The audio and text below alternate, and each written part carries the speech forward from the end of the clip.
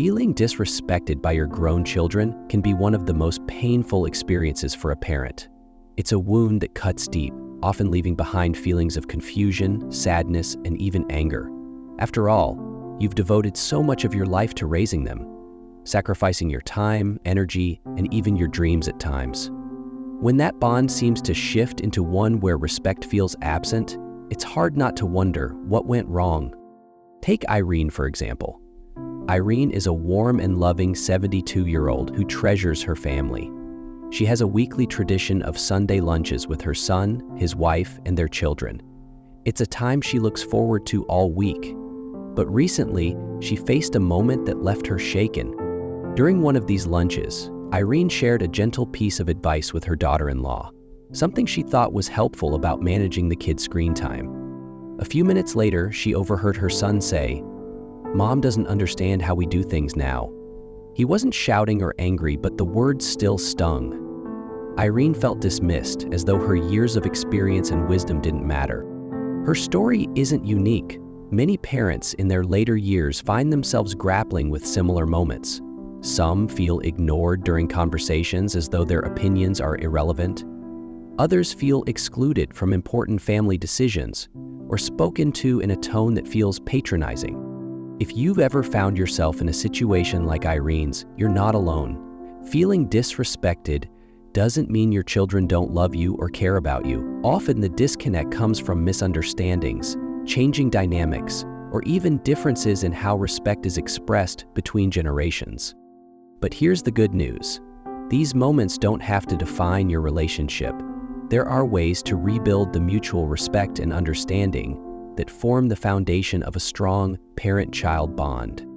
Over the course of this video, we'll explore 6 transformative tips to help you navigate these feelings and situations with grace and intention. These aren't about pointing fingers or dwelling on past hurts. They're about moving forward, fostering healthier connections, and feeling seen and valued once again. Before we dive into the actionable steps, let's take a closer look at the root causes of this shift in dynamics. When we understand what's happening beneath the surface, we're better equipped to make meaningful changes. When you feel disrespected by your grown children, it's natural to jump to conclusions. Maybe they've become selfish, or perhaps they've forgotten the sacrifices you made for them. But more often than not, the situation is far more complex. Understanding the root causes of these shifts in dynamics can provide clarity and help pave the way for healing. Take Paul and his daughter Janet. Paul, at 76, is a proud and independent man who spent most of his life providing for his family. But lately, he's noticed Janet interrupting him during conversations or dismissing his suggestions. At first, Paul felt hurt and angry. It seemed like Janet no longer valued his input. But as he reflected, he began to see the bigger picture. One major factor is the natural role reversal that often happens as children grow older. Parents, who once provided guidance and care, sometimes become the ones needing assistance. For some adult children, this shift can be uncomfortable. They may overcompensate by asserting independence, unintentionally coming across as dismissive or patronizing. Another common cause is the fast-paced, technology-driven world we live in today. Many adult children juggle demanding jobs, raising their own kids, and managing household responsibilities. In their busy lives, they may not always realize when they're being short or inattentive. It's not necessarily a lack of love. It's often a symptom of their own stress. Cultural and generational differences also play a role. The way respect is shown has evolved over time. For instance, in Paul's generation, listening quietly to elders was a sign of respect. But for Janet, who grew up in a culture of open dialogue and debate, interrupting may feel more like engaging in conversation than being disrespectful. Finally, unresolved family dynamics can resurface during these years. Past misunderstandings or unmet expectations might linger in the background, influencing present-day interactions. For example, if a child felt pressured or misunderstood growing up, they may unknowingly carry those feelings into adulthood, affecting how they communicate with their parents. Recognizing these root causes doesn't mean excusing hurtful behavior, but it does help to reframe your perspective. Instead of seeing disrespect as a rejection of your value, it becomes easier to view it as a reflection of life's complexities, a mixture of generational changes, stress, and personal growth. As we move into the next segment, we'll focus on the first transformative tip, setting boundaries that foster mutual respect. It's a powerful step toward creating a healthier and more fulfilling relationship with your grown children. One of the most empowering steps you can take when dealing with feelings of disrespect from grown children is to establish clear and healthy boundaries. Boundaries are not about building walls, they're about defining mutual respect and creating space for both parties to thrive. Let's revisit Irene, a 72-year-old grandmother who struggled with her son, David.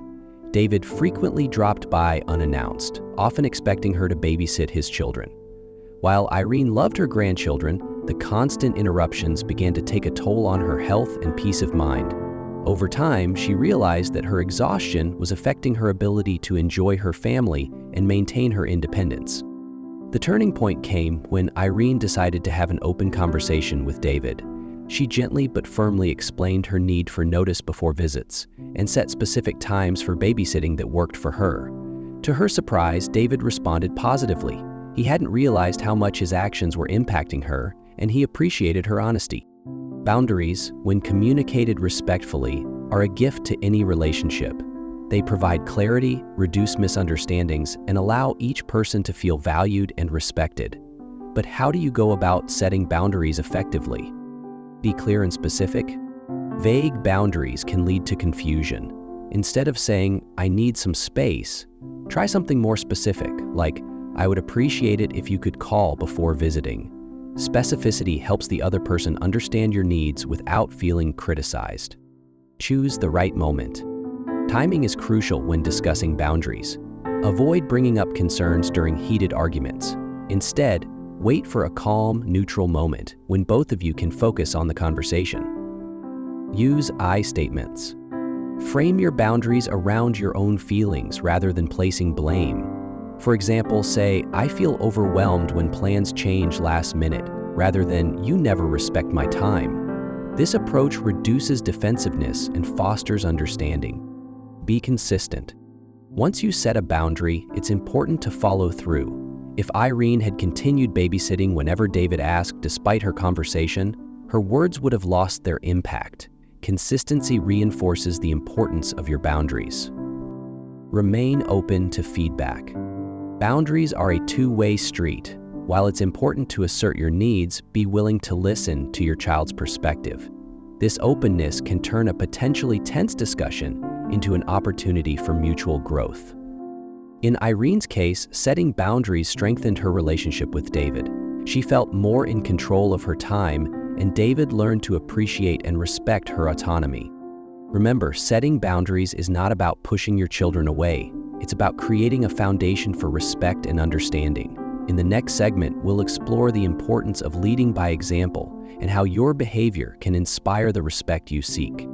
Respect is often mirrored. It starts with how we treat ourselves and others. As parents, we play a lifelong role in demonstrating the behavior we wish to receive. If we want our grown children to respect us, it's important to model self-respect, integrity, and kindness in our interactions. Alice, an 80-year-old retired school teacher, struggled with her daughter Janet, who frequently spoke to her in a dismissive tone. Alice often found herself shrinking in conversations, reluctant to confront Janet for fear of damaging their bond. Over time, however, Alice realized that by tolerating this behavior, she was inadvertently teaching Janet that it was acceptable. Alice decided to make a change. She began by treating herself with greater respect, prioritizing her needs, voicing her opinions confidently, and standing firm in her values. One day, when Janet made a dismissive remark during a family dinner, Alice calmly but firmly said, "I value our relationship deeply, but I feel hurt when I'm spoken to that way. I'd like us to have conversations built on kindness and respect." This approach, while initially surprising to Janet, sparked a shift in their relationship. Janet began to reflect on her behavior and, over time, became more mindful of her tone. So how can you lead by example in your interactions with your children? Treat yourself with respect. Show your children what self-respect looks like. Take care of your physical and emotional well-being. And don't be afraid to assert your worth. When they see you valuing yourself, they're more likely to do the same. Model respectful communication. Even when addressing conflicts, aim for calm, constructive conversations. Avoid raising your voice or using hurtful language, as this can escalate tensions. Instead, focus on expressing your feelings honestly and respectfully. Practice forgiveness. Holding grudges can create a negative cycle in relationships. While it's important to address issues, be willing to forgive and move forward. Forgiveness doesn't mean condoning bad behavior. It means choosing peace over resentment. Set a positive example in your relationships. How you interact with others, friends, neighbors, or even strangers, sets the tone for how your children perceive respect. Be the kind of person you'd want them to emulate. Acknowledge your own mistakes. No one is perfect, and admitting your missteps shows humility and integrity.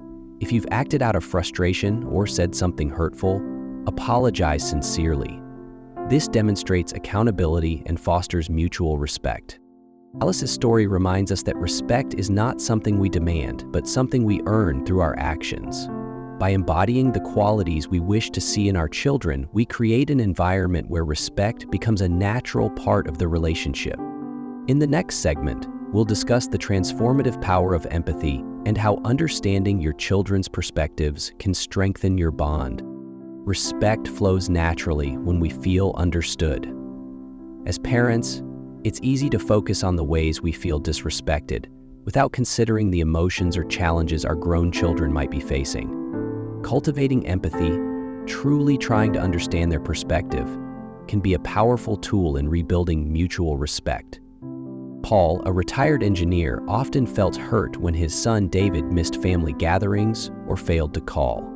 Paul interpreted this as a lack of respect, but when he finally opened up a conversation with David, he learned something surprising. David was overwhelmed with work and dealing with his own family's challenges, leaving him little time or energy. This newfound understanding shifted Paul's perspective. Instead of viewing David's actions as neglectful, he saw them as a reflection of his son's busy and sometimes difficult life. Paul began reaching out with compassion, offering support rather than expressing disappointment. Over time, their relationship grew stronger as David felt less judged and more appreciated. How can you embrace empathy and understanding in your own relationships with your children? Ask, don't assume. If your grown children's actions or words upset you, pause before jumping to conclusions. Ask open-ended questions to understand their feelings or circumstances. For instance, I noticed you've been distant lately. Is everything okay? Recognize their challenges. Adult life comes with its own set of stressors. Work pressures, financial struggles, raising children, or maintaining relationships. Acknowledge that they may be juggling more than they let on and express your support. Put yourself in their shoes. Think back to when you were their age. What challenges did you face? What support did you wish your parents had offered you? This perspective can help you approach conversations with empathy and patience. Reframe your perspective. If your children behave in ways that hurt you, consider whether their actions are intentional or simply a result of their circumstances. Viewing their behavior through a lens of understanding can help soften your reaction and foster productive dialogue. Practice active listening. When your children share their thoughts or feelings, give them your full attention. Avoid interrupting or offering unsolicited advice. Sometimes simply feeling heard is enough to rebuild bridges. By choosing empathy over judgment, you create an atmosphere of trust and emotional safety. This doesn't mean ignoring your own feelings. It means balancing your needs with a genuine effort to understand theirs. Paul's story illustrates how shifting from frustration to compassion can change the dynamic of a strained relationship. When we make the effort to see the world through our children's eyes, respect often follows naturally. Respect in relationships is a two-way street, and while understanding and empathy are vital, it's equally important to set clear boundaries and prioritize your own well-being. Boundaries aren't about being harsh or distant. They're about establishing mutual respect and protecting your emotional and mental health. Take the story of Alice, a retired teacher, as an example. Her daughter Janet often relied on her for last-minute babysitting and financial help. Alice loved being there for her family but began to feel overwhelmed and taken for granted. After a particularly stressful week, Alice realized she needed to make a change. Instead of harboring resentment, Alice had a heart-to-heart conversation with Janet. She explained how much she loved helping but shared that her energy and resources were not unlimited. Together, they found a balance that worked for both of them. So, how can you set boundaries and prioritize self-care while still nurturing your relationship with your grown children? Communicate your limits clearly. Be honest about what you can and cannot do. If your child asks for something that stretches you too thin, it's okay to say, "I'd love to help, but I need to take care of myself too." Say no when necessary. Saying no doesn't mean you don't care. It means you're respecting your own needs. A gentle, "I wish I could, but I can't this time," can set the tone for healthy boundaries. Focus on your own well-being. When you prioritize your health and happiness, you're better equipped to show up for your children, whether it's joining a local book club, exploring a new hobby, or simply enjoying a quiet cup of tea in the morning. Make time for yourself. Don't be afraid to ask for respect. If your children speak to you in a way that feels dismissive or disrespectful, calmly let them know how it affects you. For example, when you raise your voice, it's hard for me to have a productive conversation. Seek support if needed. Navigating family dynamics can be complex. If you're struggling to set boundaries or communicate effectively, consider seeking advice from a counselor or trusted friend. Sometimes, an outside perspective can make all the difference. Alice's journey shows that setting boundaries doesn't mean pushing people away.